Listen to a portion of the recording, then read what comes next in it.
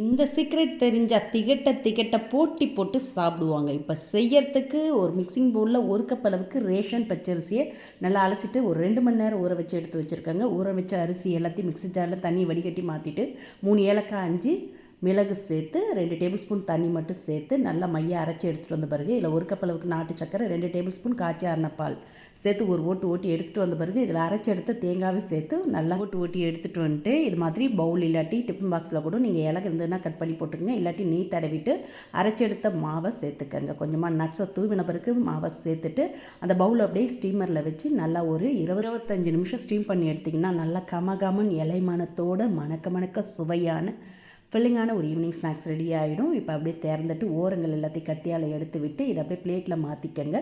வாழையில் சேர்த்ததுனால பவுலில் சுத்தமாக ஒட்டவே இல்லை. இப்போ வாழையில் எடுத்துகிட்டு வேணுன்ற சைஸில் சின்னதாகவோ பெருசாகவோ கட் பண்ணி எடுத்து பசியோடு வரும் பசங்களுக்கு சுட சுட இந்த மாதிரி செஞ்சு கொடுத்து விரும்பி சாப்பிடுவாங்க.